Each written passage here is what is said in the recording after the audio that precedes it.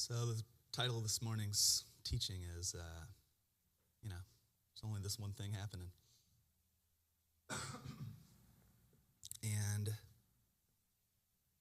that little phrase, as best as I could figure, kind of sums up the purpose, the mission, the vision, the essence of this joint. There's just this one thing happening. I mean, there's a lot happening. But behind all the happening, uniting all the happening, the field in which all things take place is the mystery that we call God. Paul said, interestingly, he was quoting somebody else when he said this. I just thought that was interesting, that quote made it into the Bible. But he said, your poets have it right. It is in God that we live and that we move and that we have our being. And the whole message of the New Testament just keeps reinforcing this reality that, it begins in Genesis with the Ruach, the breath of God, breathes life into humankind. This inseparable, indwelling presence that doesn't come and go, it can't be earned or gathered up or found here or there. Jesus said the kingdom of heaven is within you, that what you're looking for is where you're looking from. So we find guides and friends and help along the way, words, pointers, but Jesus said you got to be careful. The more confident somebody is, they can show you where the kingdom is. You don't have to judge them or run away, but he said just be careful of folks like that, because you can't find it from looking. It's too close for that. It's within you. Okay, ready?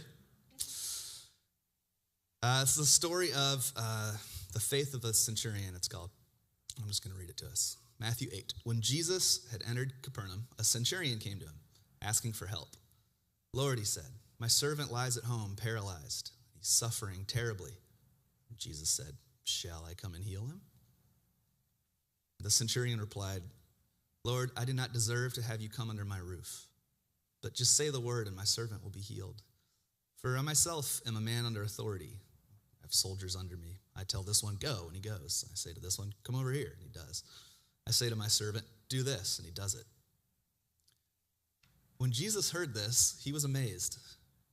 And he said to his disciples and the religious leaders and all those who are following him, truly I tell you, I have not found anyone in Israel with faith as great as this one. Okay, ready? All right, so this is pure Matthew. I'll explain this in a minute. With such great faith. I say to you that many will come from the east, many will come from the west, and they will take their places at the feast with Abraham, Isaac, and Jacob in the kingdom of heaven. But the subjects of the kingdom will be thrown outside into the outer darkness, where there will be weeping and gnashing of teeth. Go, said Jesus. Your faith has made your servant well, just as you believed. And at that moment, the man's servant was healed. Matthew 8. All right, so I just want to talk a little bit about this categorization app that we come pre-wired with. I mentioned this last week, but our mind has this fascinating, incredible way to quickly assimilate data input and file it away in these little categories, because without this function, without this ability, we would suffer through, analysis paralysis. There's just so much to take in all the time, Oh man, I don't know how your minds work, but sometimes I'll just start picking at something, like something I heard, something I said, some experience.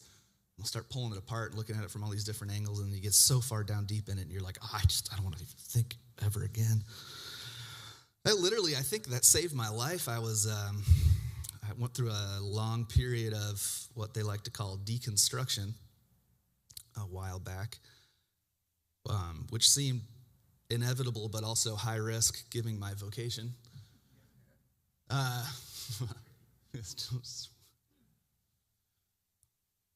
And the things that used to make sense weren't making sense anymore, and the things that I had been told weren't true appeared to be actually true, or at least unknowable. And the things that had been reduced to bite-sized pieces I found were way too big to ever eat, and a lot of things just stopped making sense, and it stopped making sense enough that I started to learn how to let go of the map, the framework, the sense of safety that comes from knowing that you're on the inside, you have a home. And so what happened there is my brain just kind of quickly started to try to develop a new map, kind of cut a new key to the kingdom and figure out a way to assimilate all of these undeniable truths that I had not learned growing up and that felt dangerous to consider. Anyway, I tried to solve it for a few years. One day I woke up in the morning and I was thinking when I woke up. I was still trying to solve some theological riddle. And I thought, this isn't healthy. I think when you sleep is when this stuff is supposed to not happen, so you don't burn the motor out, And something in my brain just snapped. It took about an hour of being awake, and I just said, I need help. I cannot understand. I'm tired of trying to understand. And this weight lifted off. It's replaced by a sense of peace and okayness with not needing to understand. And shortly after that, something like understanding began to materialize. And now I understand everything. So.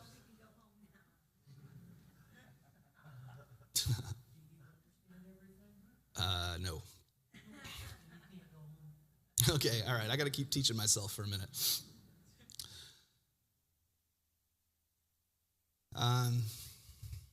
There's just too much to think about. And without this function to just file things away into these little neat categories, it'd be impossible to navigate this life. We get the word category from the Greek word kategoria, basically the same word. It means accusation. Isn't that interesting? And so I just want to look at the story with that in mind. So we're following Jesus, and we see a Roman centurion approaching. This engages the categorization app and reveals a series of moral issues within the man that, depending on our preconditioned value set, range in ranking from neutral to problematic to damnable. A couple of these being is Roman. So the Romans were the occupying enemy force. They were practitioners of a foreign, illegitimate religious system. They were ruthless oppressors who, through force and coercion, are obliterating the Jewish way of life, culture, and history, crucifying our children, and saying that they're doing it in the name of world peace. He's Roman. He's also a centurion, which would be the highest ranking officer in the enemy's military apparatus. Vicious and disciplined, a man who clawed his way to the top of an evil empire. We see him approaching, and we probably feel some unpleasant cocktail of fear and disdain.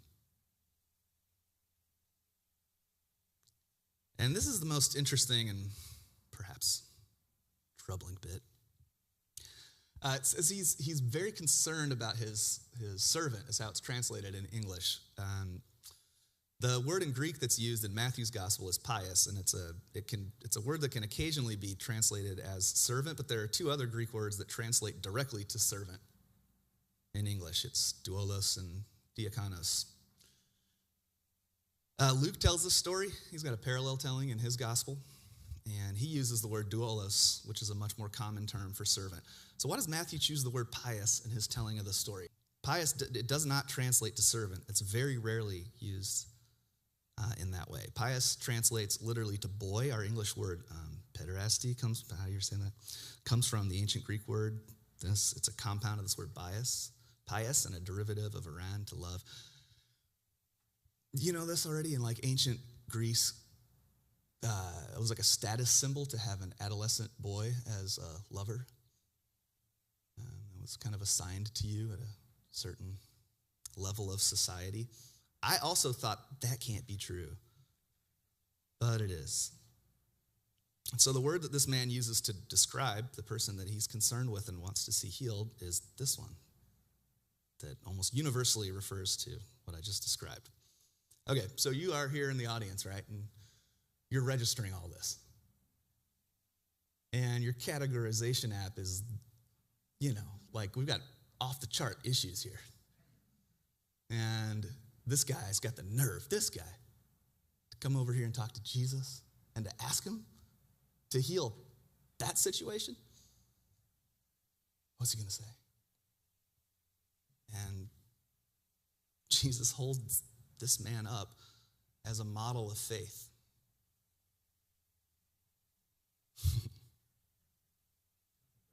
What do you think? It's nuts. All right.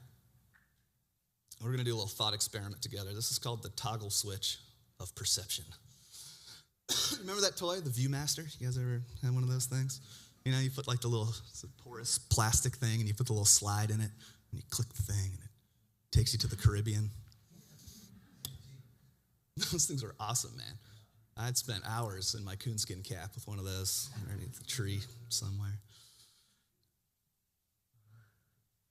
This image comes in and it fills the screen. It becomes all that we can see. The whole field of vision becomes this place where we aren't.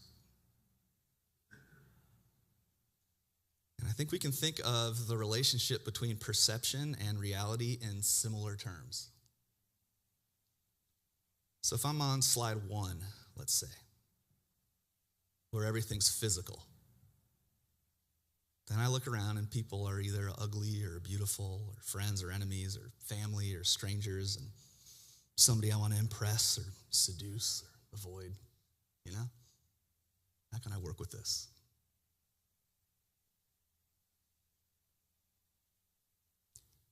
And in the physical, I guess if we're looking at ourselves, then we're kind of worried about our health or our body or our hairline or how we're being perceived, or we're trying to avoid thinking about the fact that eventually we're going to grow up and die. It's the universal statistic, 1 in 1 die.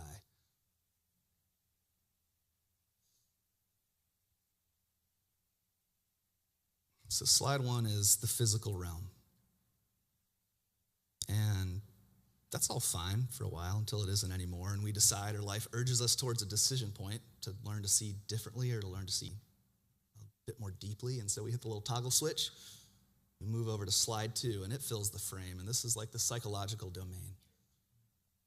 And now we see others a bit differently, with more subtlety. There's an awareness of emotional states and disposition. Oh, she's such a happy person. Oh, I wish I was happy like that. Wow, what a rebel.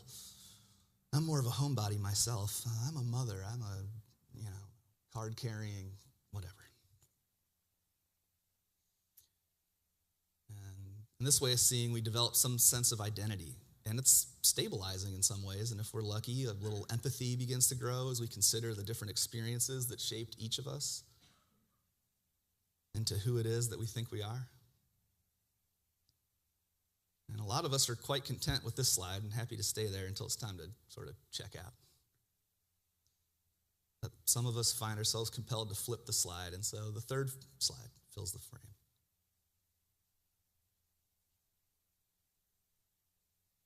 The third slide reveals, when we look out at the world, that it's all just patterns. That there's nothing new under the sun. That none of this is actually novel. It's all been done before. And depending on the framework that we adopt, we come to recognize our own constellation of patterns that we'd mistakenly recognize as ourself. It's like there's a lot of helpful different frameworks. Like Jess and I got pretty well obsessed with the Enneagram like 10 years ago or so. And it helped so much with self-reflection. I learned things about myself that I never knew. So, there's a lot of different ways to approach this. You might say like, hey, I'm a Virgo. And then, then that basically translates into there's about 12 different flavors of us spread out among the 8 billion walking the planet, or you get in the Enneagram, you're like, now there's only 9 of us. Or I'm an INFJ, now there's 16. Like it's kind of, but you start to recognize that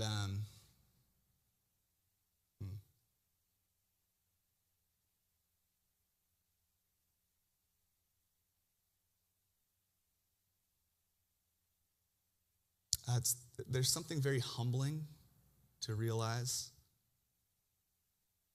that you're not as unique as you thought you were, and that your wife can predict with startling accuracy how you're going to respond to various situations. And that though you think you are living your best life now in complete freedom, you're really just kind of doing the same thing over and over again.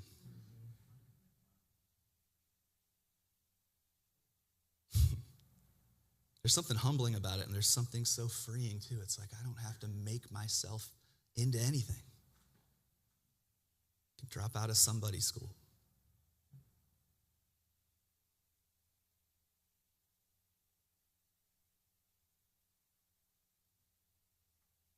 This pattern recognition, this slide, is also helpful in developing empathy because we begin to recognize the events and the circumstances and the decisions and the things put on us and the things that we invented for ourselves that are really just so heavy to carry around, all these expectations.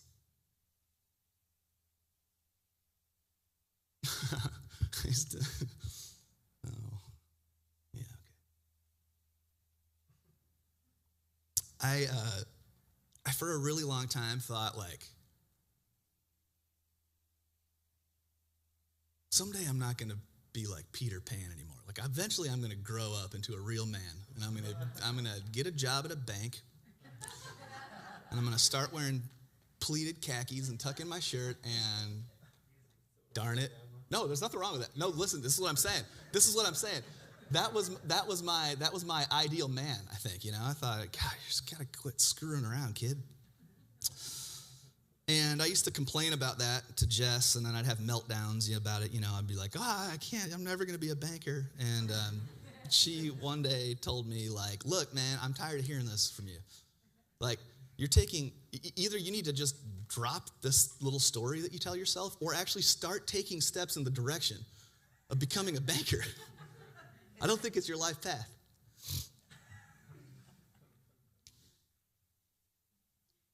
Anyway, what I'm trying to talk about is that feeling of not measuring up and, to who your parents wanted you to be, or to who you think you ought to be, or to who the guy next door seems to be, or to who, I'm scariest of all, to who God requires you to be. You start to see that those are just ideas. They're just patterns of thought that got in there somehow. And when you can see it, if you can see it, that means you're not it. There's a place to see from that is, and that's like the beginning of liberation.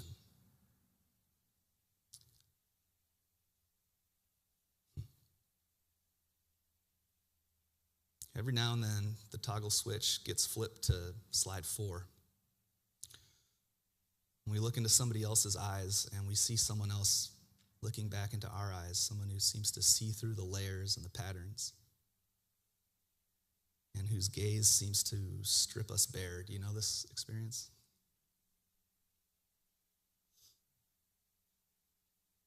And without words, there's like this communication. It's like, what are you doing in there? How'd you get into that one? How'd I get into this one? And we see soul to soul. And the world is upended. Maybe not for everybody. Maybe I have intimacy issues. But I've had a handful of these experiences, and you know what intimacy means? It comes from two Latin words, intimor, which is into the fear, and intimus, which means to the innermost. Through the fear to the innermost.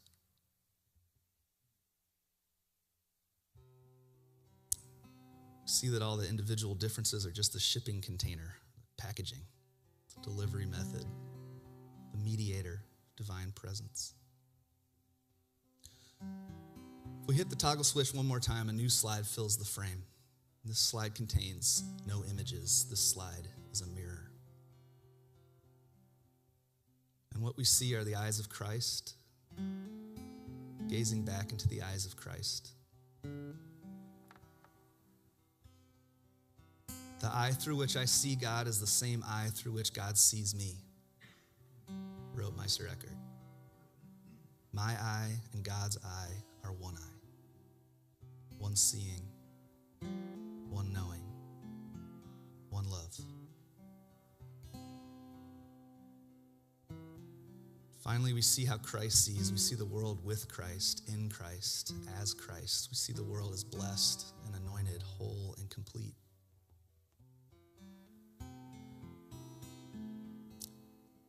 Yeah, the story only makes sense when we recognize that place of seeing is where Christ met this man.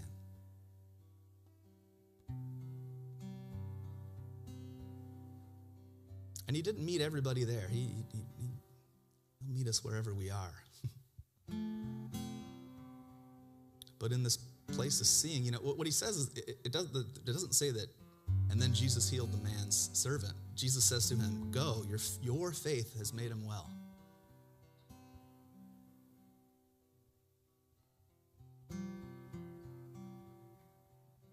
Because all faith is the same faith.